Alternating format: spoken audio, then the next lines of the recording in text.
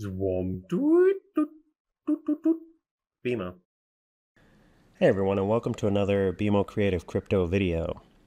So this one could have been a fact about fiction as well, maybe, because I will bring up some things from one of Disney's movies called Moana. This one is about the Kakamora.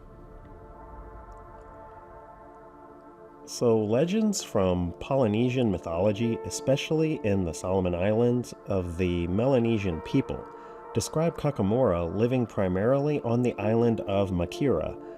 They are called by many names, like the Dodore, or the Kakangora, or the Kalibohi or the Mumu, Niputi, No Pitu, and the Tutulangayan, and are known for stealing things from other tribes. Every single one of these different names from all the different tribes that have named them, the number one thing that they all say about them is that they're known for sneaking in to other people's villages and taking whatever they want, including people. They are said to have a malicious trick of beating on one of their own that has been chosen for this task. So they cry out, and it sounds like a baby crying because they're so small. And this, of course, would cause someone to go check it out to see what's going on and try to help, only to then be captured by the Kakamora, killed, and eaten. The Kakamora are said to be small, hairy spirits with sharp claws, known to be secretive and dangerous. In the Solomon Islands, these beings are said to be fairly harmless most of the time, which is a very strange thing to say, unless weakness is perceived. In the forests where they live, the Kakamora eat nuts, fruit, fish, opossums, and birds, mostly. But if given the opportunity, the Kakamora are reported to feed on pretty much anyone found wandering alone without a way to defend themselves. They live in holes, caves, and banyan trees. They use a language that I had to research because no one could describe it very well, because it's basically like they are speaking two languages at the same time with two different voices coming out of one Kakamora.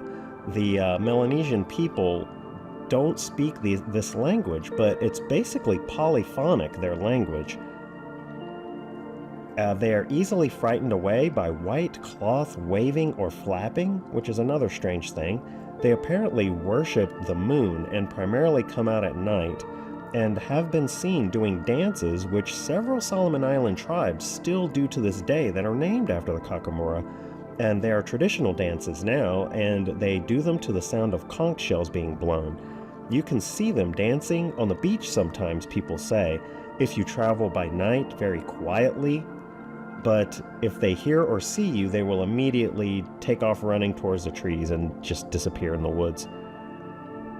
Some scientists claim and believe that there are many still in the deep forests and the mountains of the Solomon Islands. In 1924, one author, Reverend Charles Fox, in his book, The Threshold of the Pacific, wrote about the Kakamora, how he, as far as he was told and what he witnessed, they don't build houses, they don't use tools, although other tribes do describe them using weapons. They don't make fires, as far as he witnessed, and he was told that by other tribes.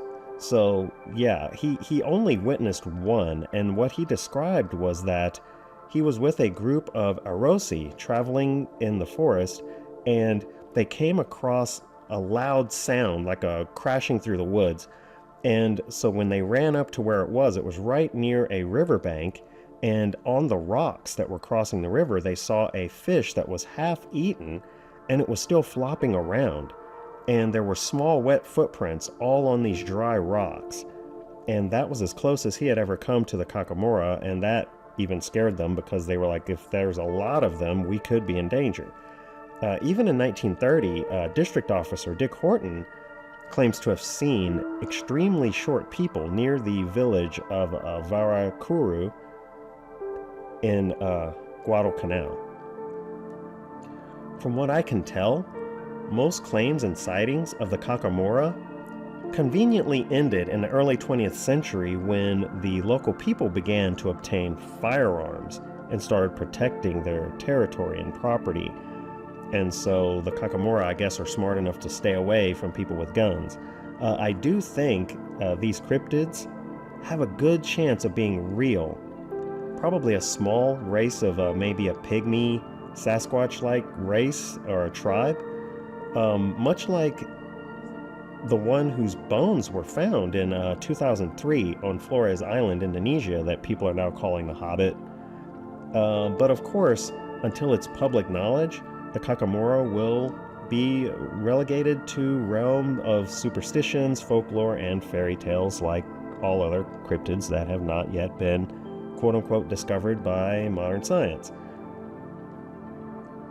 And they are also made fun of in the movie Moana, where they are depicted as coconut-clad, armored pirates.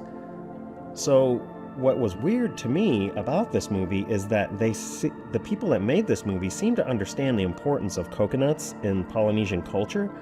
In the movie, the people of the village that Moana is from, they sing about the importance of coconuts.